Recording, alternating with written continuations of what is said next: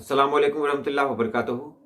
एक बार फिर मैं आपके रूबरू हूँ और आज मैं आप लोगों को बताने जा रहा हूँ कि अगर आपने तालीम हासिल की है, इंटर या मैट्रिक किया है आपने, तो उसके बाद आप क्या करें, या आपने ग्रेजुएशन कर रखा है तो उसके बाद आपका मुस्तकबिल कहाँ बेहतर हो सकता है। ये बहुत ख़ास सवालात होंगे और मैं इसमें आपको बताऊंगा कि आप डीएलएड कैसे कर सकते हैं, बीएड कैसे कर सकते हैं। साथ ही साथ ये भी बताऊंगा कि अगर आप यूजीसी नेट की तैयारी करना चाहते हैं या बीपीएससी की तैयारी करना चाहते हैं, यूपीएससी की तैयारी करना चाहते हैं, तो किस तरह करें। तो चलिए हम वीडियो शुरू करते हैं। सबसे पहले एक सवाल मैं आप लोगों के दरमियान करता हूं कि क्या आपने कोई ऐसे उर्दू के तालिबे इल्म को देखा है जिसकी उर्दू बहुत मजबूत हो और वो बेरोजगार हो। आपका जवाब होगा नहीं।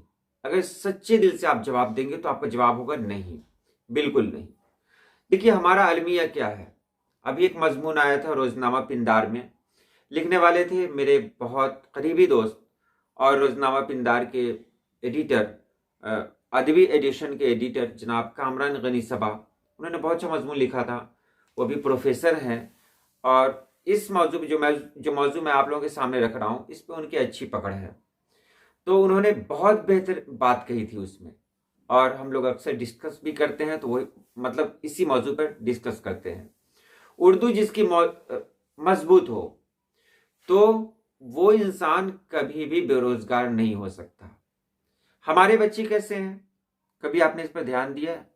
मेरे पास एक बच्चे का मैसेज आया था और कहा था कि सर ऐसा कोई उपाय बताएं जिसमें हम उर्दू में 90+ मार्क्स ला सकें। मैंने उसको जवाब दिया था, उर्दू में लिख कर जवाब दिया था कि बाबू इसके लिए आपको मेहनत करनी पड़ेगी, आप बिल्कुल ला सकते हैं। उस बच्चे ने मुझसे फिर दोबारा कहा कि सर आप अंग्रेजी में मत, आप उर्दू में मत लिखिए, मुझे उर्दू नहीं आती है, अंग्रेजी में जवाब दीजिए।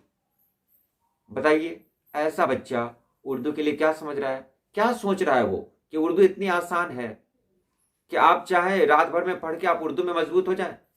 और यही लोग जो उर्दू की तालीम हासिल करेंगे, उर्दू में अगर अच्छा मार्क्स ले आए, चाहे जैसे भी अच्छा मार्क्स ले आए, तो ये क्या कहेंगे कि मेरे पास उर्दू में 90% मार्क्स है लेकिन नौकरी नहीं मिल रही है। कितनी गलत बात है। और ऐसे ही लोग हमारे दरमियान बहुत सारे हैं। मैं क्या कहूं, इसके आगे मैं बोलना नहीं चाहता कि लोग क्या करते हैं, बच्चे क्या करते हैं, एग्जाम के 2-3 महीना पहले गाइड खरीदते हैं। गाइड खरीदने के बाद गाइड में ऐसे ही जो गेस क्वेश्चंस होते हैं उसी को शामिल किया जाता है। उस गाइड में भी वो लोग मतलब गेस करवाते हैं और कुछ सवालों को पढ़कर वो इम्तिहान में जाते हैं। किस्मत अच्छी होती है, सारे सवाल टकरा गए, मार्क्स आ गया 90 या उससे ज्यादा ही आ गया। अब ये लोग अपने आप को बहुत बड़े काबिल, बहुत बड़े दक्काक समझने लगे। लेकिन जब गहराई में जाएंगे तो पता चलेगा कि इनको उर्दू की बिल्कुल जानकारी नहीं है और ऐसे ही लोगों से हमारी उर्दू बदनाम हो रही है। आपकी किताब में अफसाने 4 पढ़ने हैं। मिसाल के तौर पर उन 4 अफसानों को सिर्फ नमूने के तौर पर पेश किया गया है, सिर्फ नमूने के तौर पर। अगर आपको अफसाना पढ़ना है, कम से कम 20 अफसाने पढ़ने होंगे, तब आपको अफसाने के बारे में पता चलेगा कि अफसाना क्या है। वो 4 तो नमूना है जिसको आप देखते हैं किसी दुकान के शोकेस में रखा जाता है, कि जो बहुत खास होता है उसको शोकेस में रखा गया। आपको वही कपड़ा अगर कहीं खरीदना है तो अंदर जाइए तो बहुत सारे कपड़े आपको दिखाई देंगे। तो आप लोग तो बस शोकेस में रह गए और उसी को देख लिया और वहीं से आपने अपने आप को समझ लिया कि आपको बहुत कुछ आ गया। ऐसे काम नहीं होता है। बगैर रियाजत के, बगैर मेहनत के मंजिल नहीं मिलती है। ऐसा ही एक वाकया और भी हुआ कि एक आदमी ने कहा कि मैंने बहुत तालीम हासिल कर ली है, मुझे नौकरी नहीं मिल रही है। तो मैं उससे क्या कहूं, अगर वाकई तालीम हासिल किया है आपने, तो फिर हमारे मुल्क में आज भी कम से कम 1 लाख नौकरी हर दिन लगती है। देखिए मैं सरकार की हिमायत में नहीं बोल रहा हूं, आप न्यूज़पेपर पढ़ें, अखबारात पढ़ें, प्राइवेट के बारे में बात कर रहा हूं कि उसमें नहीं ज्यादा तनख्वाह हो, 10,000, 20,000, 30,000 से होते होते लाख रुपए तक। और मुल्क के बाहर भी बहुत सारी नौकरियां हैं। तो ये नौकरी कौन लोग हासिल कर रहे हैं? क्या वो लोग हासिल कर रहे हैं जिन्होंने सिर्फ डिग्रियां हासिल की हैं? डिग्रियां कोई मतलब इसका मतलब नहीं है। ये सिर्फ यही है कि आप इम्तिहान में बैठे थे, इम्तिहान में आप पास कर गए, आप अप्लाई कर सकते हैं, इससे ज्यादा इसकी कोई अहमियत नहीं है। तो डिग्री हमारे लिए कोई मेयार नहीं है। हमारे अंदर लियाकत होनी चाहिए, हमारे अंदर खूबी होनी चाहिए, हम महारत हासिल करें। और ताज्जुब मुझे ये भी होता है कि बहुत सारे यूट्यूब चैनल्स हैं, उन्होंने थंबनेल बनाया था, ये बात कुछ नागवार गुजरेगी लेकिन मैं आपको बता रहा हूँ क्योंकि मैं उर्दू का खादिम हूँ, उर्दू के साथ जो नाइंसाफ़ी होती है मैं बर्दाश्त नहीं कर पाता। उन्होंने कहा था कि जो बच्चा बिल्कुल उर्दू नहीं जानता है वो भी 90+ मार्क्स ला सकता है। अब बताइए क्या ऐसा पॉसिबल है, क्या ऐसा मुमकिन है? और इससे क्या हुआ, उनका तो व्यूज बढ़ गया, वो तो हाईलाइट हो गए, लेकिन हमारी उर्दू का क्या हुआ ये मैं क्या कहूं। तो अब बच्चों का सवाल आता है इंटर के मैट्रिक के बाद क्या करें, तो मैं यही कहूंगा मैट्रिक के बाद आप इंटर कर लें, बस आगे कुछ नहीं सोचे। ये डिप्लोमा वो डिप्लोमा नहीं, पहले इंटर करें, बेस इंटर है। लोग कहते हैं मैट्रिक नहीं, मैट्रिक नहीं, बेस इंटर है। कोई भी नौकरी जो काम की होगी वो इंटर से मिलेगी, मैट्रिक से नहीं मिलेगी। तो मैट्रिक वाले तो ये बिल्कुल भूल जाए कि उनको कुछ और करना है, उनको इंटर करना है, ये जान ले, उनको इंटर करना है। अब इंटर जब आपने कर लिया उसके बाद क्या करें, तो अगर टीचर बनने की ख्वाहिश है तो सबसे पहले आप डीएलएड करें, डिप्लोमा इन एलिमेंट्री एजुकेशन। अगर आप साइंस से हैं तो भी कर सकते हैं, आर्ट्स से हैं तो भी कर सकते हैं। हर साल इसका इश्तिहार निकलता है, आप अप्लाई कर दें, फरवरी से ही तैयार रहें, आप अप्लाई कर दें। और अप्लाई करने के बाद आपके नंबर के मुताबिक या फिर उसका टेस्ट होता है, टेस्ट में पास करें तो फिर आप आंख बंद करके डीएलएड कर लें। डीएलएड करने के बाद आपको टीईटी, सीटीईटी, एसटीईटी, यूपीटीईटी या रीट कुछ भी आपको निकालना होगा जो बहुत ज़रूरी है। अगर ये दोनों आपके पास हो गया, डीएलएड का सर्टिफिकेट और एसटीईटी, सीटीईटी जो कुछ है, तो फिर आप टीचर बन सकते हैं। इंडिया में कहीं भी, भारत में कहीं भी वैकेंसी निकली आप जा सकते हैं। यहाँ तक कि आप प्राइवेट स्कूलों में भी ऐसे ही लोगों को रखना है जिनके पास डीएलएड की डिग्री हो या बीएड की डिग्री हो। डीएलएड और बीएड में सिर्फ इतना ही फर्क है कि इंटर के बाद करेंगे तो डीएलएड और ग्रेजुएशन के बाद करेंगे तो वो बीएड हो जाएगा। इसके अलावा और कोई फर्क नहीं है।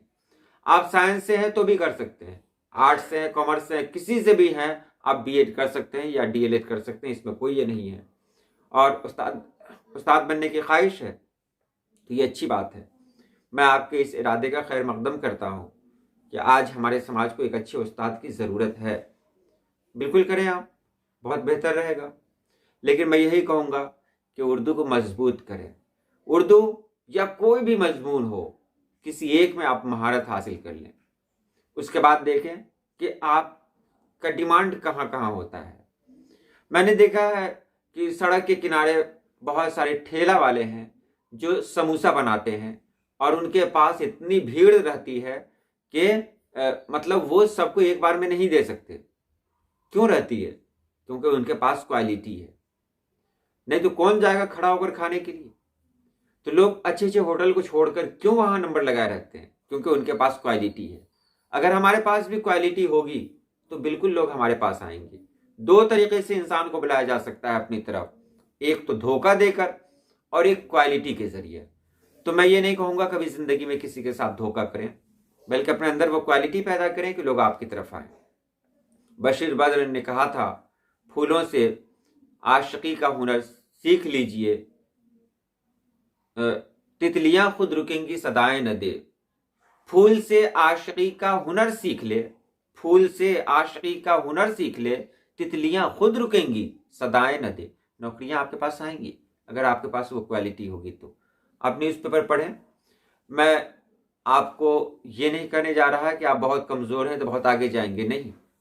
आपने कमी की है, आपने कहीं ना कहीं धोखा दिया है अपनी ज़िंदगी को, तो अभी वक्त है, आप मेहनत करें और जो कमी है उसको मुकम्मल करें। उसके बाद मैं बात करूंगा नेट। अगर आपने मास्टर डिग्री मुकम्मल कर लिया है और आपको टीचर बनने की ख्वाहिश है तो आप नेट क्वालिफाइड करें, नेशनल एलिजिबिलिटी टेस्ट। और पीएचडी का जो एंट्रेंस एग्जाम होता है उसमें भी आप फॉर्म भरें। पीएचडी और नेट दोनों ज़रूरी है। इसके लिए आपको क्या करना पड़ेगा, आपके पास मास्टर यानी एमए की डिग्री चाहिए, याद रखेंगे। बहुत सारे लोग कहते हैं कि फाजिल की डिग्री से काम चलेगा, मैं कहता हूं बिल्कुल नहीं चलेगा। आपको एमए चाहिए, आपको एमए करना है। अगर आपने फौकानिया कर लिया है तो फौकानिया के बेस पर इंटर में दाखिला हो जाएगा, बिहार बोर्ड की मैं बात कर रहा हूं। अगर आपने मौलवी कर लिया है तो मौलवी इंटर के बराबर है, तो आप आलिम में यानी आप बीए में दाखिला ले सकते हैं किसी भी यूनिवर्सिटी में। आर्ट्स में ले सकते हैं, साइंस और कॉमर्स में नहीं ले सकते हैं। अगर आपने आलिम कर लिया है तो कहीं किसी भी यूनिवर्सिटी से आप एमए कर सकते हैं, इसमें कहीं से कोई परेशानी नहीं है। और सबसे बेहतर ऑप्शन तो मौलाना आज़ाद है ही, मौलाना आज़ाद से आप एमए कर लें। एमए करने के बाद आप आसानी के साथ नेट का फॉर्म भर सकते हैं, साल में 2 बार ये निकलता है। कोशिश करें, मेहनत करें। बहुत मुश्किल तो दुनिया में कुछ नहीं है, लेकिन बहुत आसान भी नहीं है। तो ये आपकी मेहनत पर डिपेंड करता है, आप कितनी मेहनत करते हैं। उसके बाद अगर आपको बीपीएससी यूपीएससी में जाने का शौक है तो बिल्कुल आप जा सकते हैं। आपने ग्रेजुएशन किया है, ग्रेजुएशन करने के बाद सबसे पहले तो आप ऐसी जगहों से रब्ता करें जो इसकी तैयारी करवाते हैं। अगर आप मेरी तरह मतलब अक़लियती तबके से आते हैं यानी मुस्लिम हैं, तो बहुत सारी जगह हैं, जामिया मिल्लिया में इस तरह के इश्तिहारात आते हैं कि अगर कोई बच्चा बहुत तेज़ है, वो करना चाहता है तो वहाँ जाए। बहुत कम खर्च पे आपको तैयारी कराई जाती है, हज कमेटी वाले भी इसकी तैयारी करवाते हैं। तो आप वहाँ जाके पहले आप वहाँ दाखिला ले लें और बहुत कम खर्च में आपकी तैयारी, बेहतर तैयारी हो जाएगी और वो आपको बहुत कुछ बता भी देंगे। डायरेक्ट फॉर्म भरने से कोई फ़ायदा नहीं है क्योंकि जानकारी नहीं है कुछ। तो ये जानकारी आप हासिल कर सकते हैं, आप गूगल पे भी सर्च करें, बहुत सारे फाउंडेशन हैं जो इस तरह का काम करते हैं। वहाँ से वहीं आप पहले दाखिला लें, वो अच्छा कोचिंग करवा देंगे आपका। उसके बाद आप कामयाब होंगे, बिल्कुल कामयाब होंगे, क्योंकि कामयाबी किसी ख़ानदान के लिए मखसूस नहीं है, किसी ख़ास शख्स के लिए मखसूस नहीं है। जो मेहनत करेगा उसको कामयाबी मिलेगी। और मेहनत का मतलब वही है कि मेहनत सही तरीके से किया जाए। अगर मैं दिन भर हल जोतता रहूं और ये सोचूं कि मैं डॉक्टर बन जाऊंगा, तो ये क्या है, ये खाम ख्याली है, ये सपना है और कुछ नहीं है। तो इन बातों का खास ख्याल रखें। और फिर मैं एक बार आपको दोहरा देना चाहता हूं कि अगर आप किसी भी एक सब्जेक्ट में माहिर हैं तो फिर आपको परेशान होने की कोई ज़रूरत नहीं है। लेकिन अगर माहिर है तो इसका पैमाना क्या है, आप कैसे समझ रहे हैं कि आप माहिर हैं? तो आप देखें, बहुत सारी किताबों को पढ़ें, यूट्यूब पे अच्छे अच्छे चैनल्स हैं, उनको भी देखें, पढ़ें और देखें कि उसमें आप क्या जानते हैं, क्या नहीं जानते हैं। आप हर दिन का एक टाइम निकालें कि आपको आधा घंटा यूट्यूब की वीडियो देखनी है। उस मुल्क का नाम भी नहीं ले सकता मैं, ये हमारी मजबूरी है।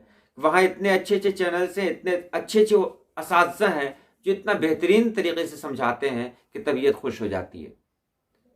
तो आप थोड़ा सर्च करें और जानकारी लें। हम लोग एक नई दुनिया में हैं जहाँ इल्म हासिल करना बहुत आसान हो गया है। और किताबें ख़रीद कर पढ़ने की आदत डालें। पीडीएफ में कोई पढ़ नहीं पाता है, इसको आप बेहतर तरीके से जानते होंगे। पीडीएफ सिर्फ और सिर्फ हमारे पीडीएफ के सरमाए में इजाफा के लिए होता है, बस और कुछ नहीं। मेरे पास बाले जिब्रील है पीडीएफ की सूरत में। लोग पूछता है कि फलानी किताब है, तो बिल्कुल है, पीडीएफ है मेरे पास, लेकिन मैंने कभी उसको खोलकर नहीं देखा, क्योंकि मोबाइल पे या उसको लैपटॉप पे हम पढ़ेंगे तो जब 1-2 सतर ही पढ़ते हैं तो दिल करता है कि थोड़ा दूसरा चैनल देख लें या फलानी वीडियो देख लें या कोई और न्यूज़ आ गई उसको देख लें। तो पीडीएफ से पढ़ाई बिल्कुल नहीं होती है। अगर पढ़ाई करनी है आपको तो किताबों से करें, गाइड इस्तेमाल करें, लेकिन जब मुकम्मल किताब पढ़ लें तब गाइड का इस्तेमाल करें। शुरुआत गाइड से हो, ये बहुत ही गलत है। तो उम्मीद है मैंने आपके सवालों के जवाब दे दिए होंगे जो सवालात आपने मुझसे पूछे थे। अगर कोई इसी तरह का कोई सवाल हो तो आप ज़रूर मुझसे पूछें। इंशाअल्लाह मैं कोशिश करूँगा कि अपनी जानकारी के मुताबिक वो सारे जवाब आपको दूँ। तो आज के लिए इतना ही। अल्लाह पाक आप सभी लोगों को खुश रखे, आबाद रखे। अल्लाह हाफिज़।